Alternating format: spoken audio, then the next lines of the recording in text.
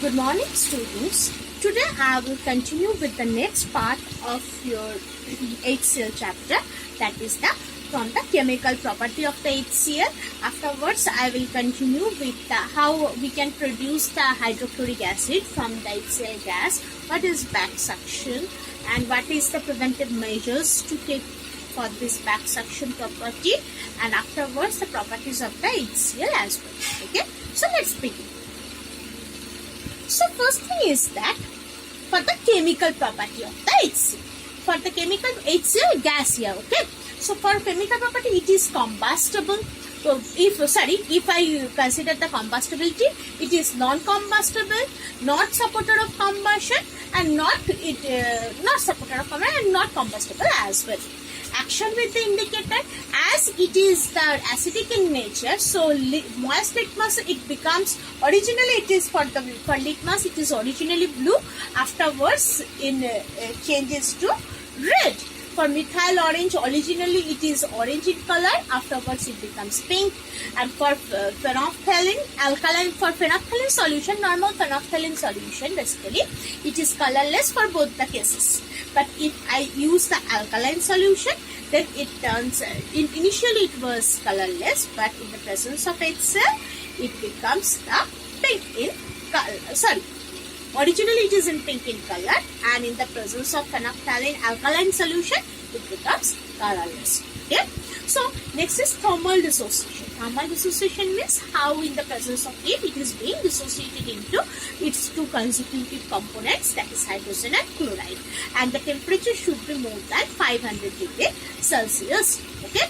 So how it is being dissociated? So I think here is the equation which I have previously written. That is, it should be, the temperature should be greater than 500 degrees Celsius. Okay. Okay. Next thing is that the reaction, coming to the reaction. Okay. Here is another thing. So it is the reaction where two gases are there and producing one gas. Right. Now I will discuss about the reaction where two gases are there but it producing a solid. If ammonia, NH3 and HCl gas, both are gas, okay. If react with each other, ammonia, and this will produce ammonia chloride, NH4Cl, which is solid in nature. Okay, clear? This is one equation, and it is very important equation though. Okay, and the thing is that with the metal, if metal is there, suppose zinc or magnesium or iron is there, it will react with HCl, and what it will produce? It will produce either zinc chloride or magnesium chloride or ferrous chloride, FeCl2, okay, ferrous chloride, as well as plus H2. In all cases, H2 gas will produce. Okay, so these are the reactions considering for the HCl gas. Now coming to the point that is called the HCl acid. So from this HCl gas, we are capable to produce the acid, that is hydrochloric acid. But how it will be produced? Here, suppose if from a tube,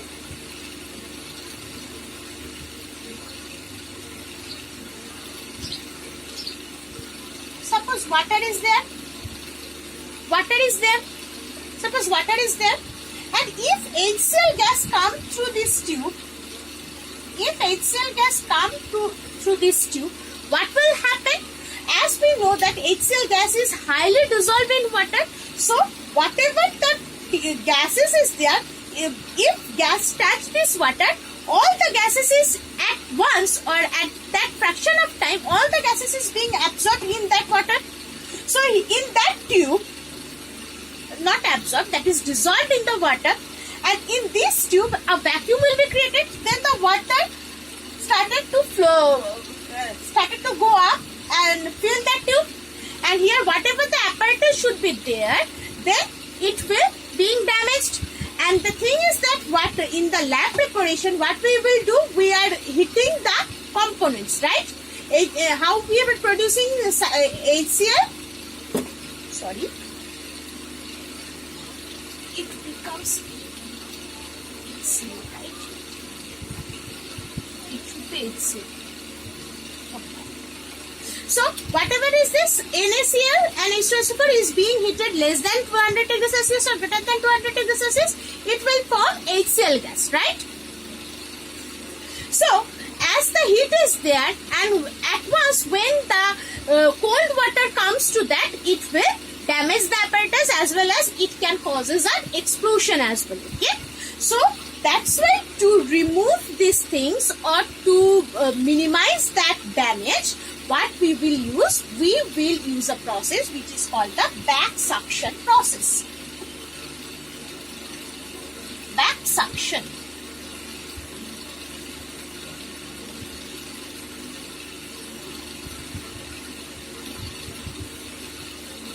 Yes, back suction process. Okay, clear? What is this back suction thing? That is that in the tube we are attaching a funnel. Just a funnel we have been attached, and here the container filled with water is there. From where the HCl is coming, we have attached a funnel to here, and that funnel, the position of the funnel is just above the water level. This is the funnel position and this is the water level. Just above the water level, like this. Okay? So what will happen? The thing is that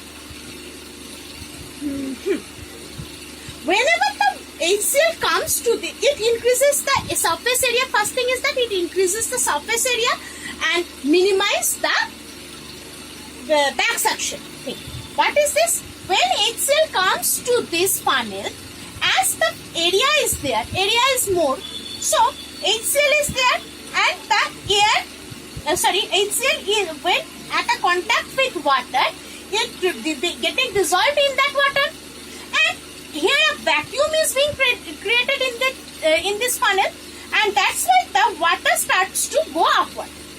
But as the surface area increase, that's why water cannot go very fast to the tube.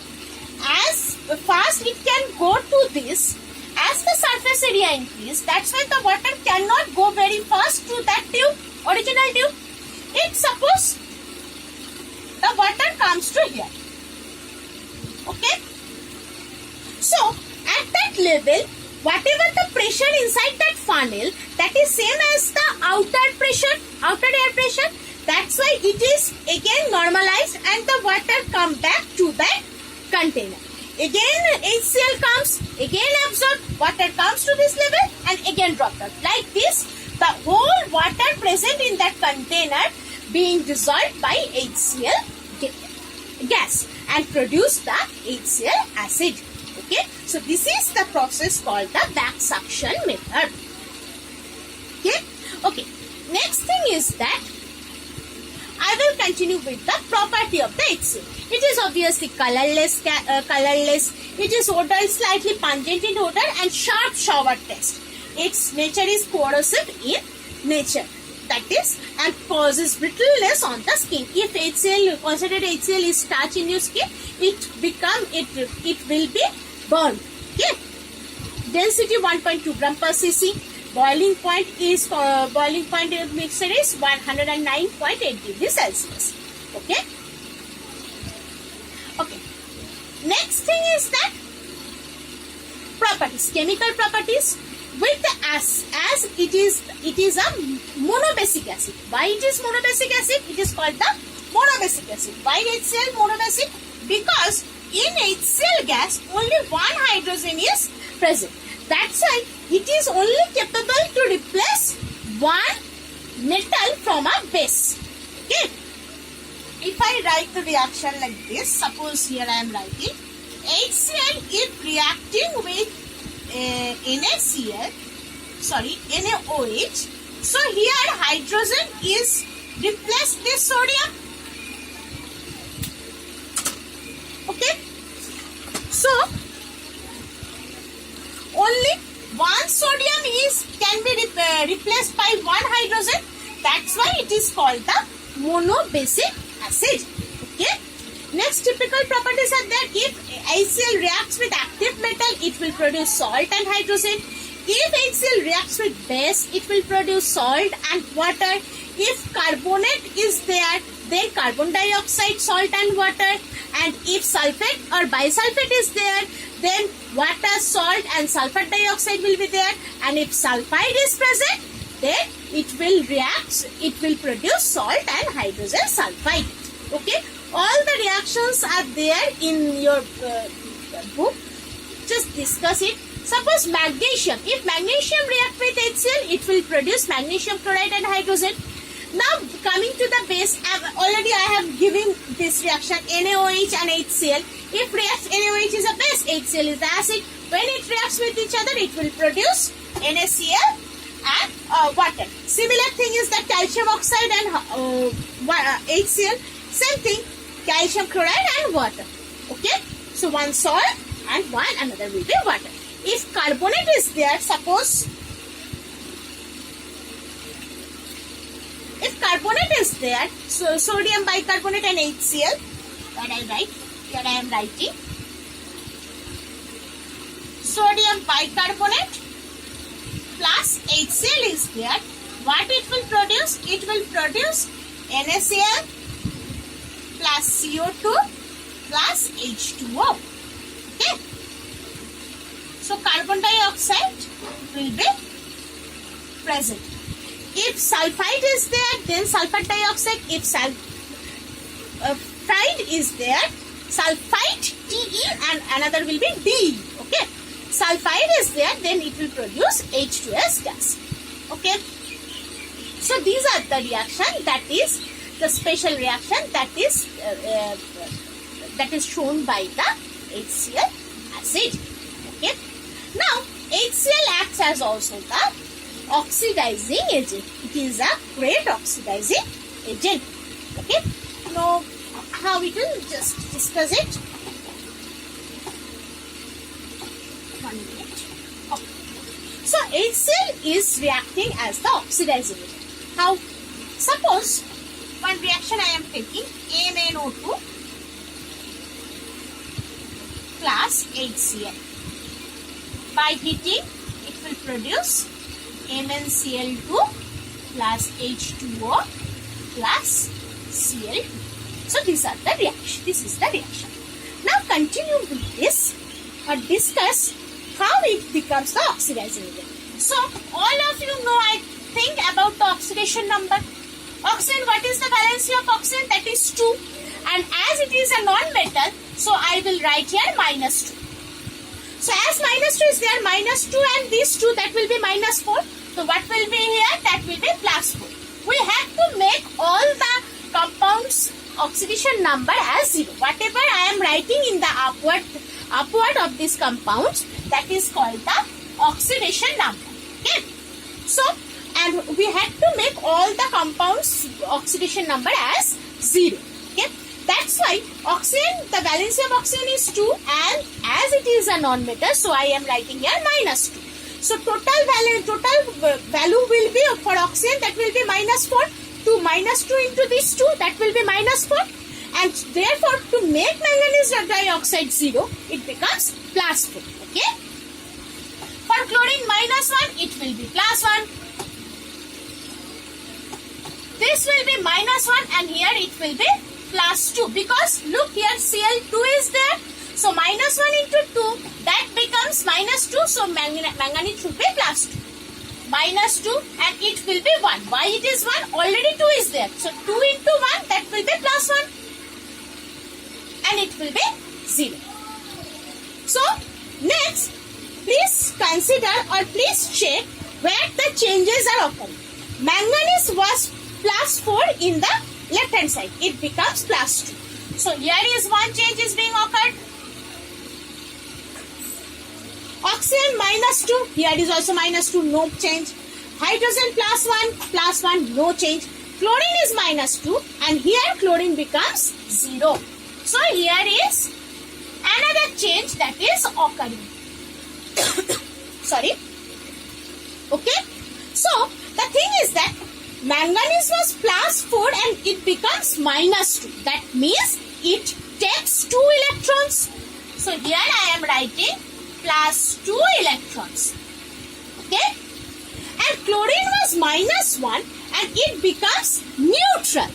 Okay.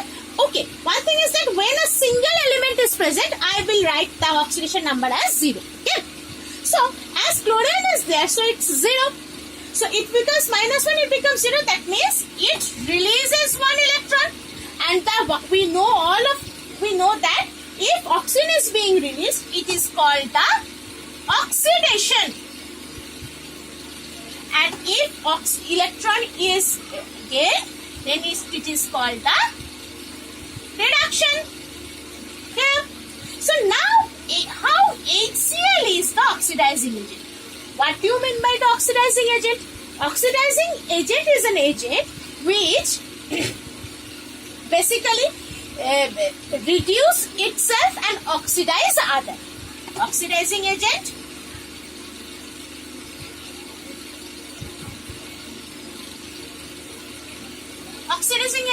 reduce itself and oxidize others. Okay, so this is the oxidizing agent.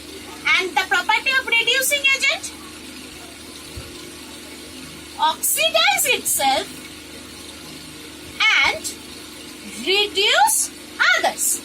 Okay, so therefore, look, HCl as oxidation is occurring, so it means it is releasing 1 electron. As release 1 electron, that means it is reduce itself. It is reduce itself and oxidize others. Others mean manganese dioxide. That's why HCl is called the oxidizing agent. Clear? So this is the thing. Another thing is that aqua regia. Very common question for you. What do you mean by aqua regia? Okay. And what is the use of aqua regia? Aqua regia is that it is the mixture of 1 part of concentrated nitric acid basically, and 3 part of concentrated HCl. Okay, so the ratio will be 1:3. 1 will be HNO3 and 3 will be HCl. It is used in the extraction of the gold. Okay, in the jewelry shop, it is being used. This is the aqua regia. Okay, this mixture is called aqua regia. Very important for 1 marks question. Okay, for 1 marks it is important. Okay.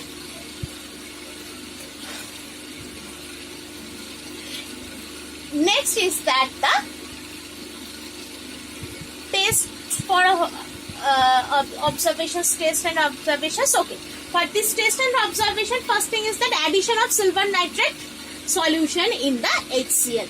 So silver nitrate solution AgNO3, when being reacted with HCl, what it will produce? It will produce precipitate of silver nitrate AgCl, and it is in white in color, which is not dissolved in nitric acid. Okay, so this reaction proves that HCl is present. If I pass some solution with the silver nitrate, reacting with silver nitrate, if white precipitate is occurring, then we can say that HCl is present there. Okay. Now the uses of HCl, it is manufacturing of dyes, drugs, paints. Other is that extraction glue from bones, and then pickling of metals, and before galvanization, preparation of aqua regia. So this is the uses of HCl, industrial purposes and as well as lab purposes it is being used. Okay, so up to this I am done with this chapter. Next I will discuss the exercise in the next video. Okay, thank you.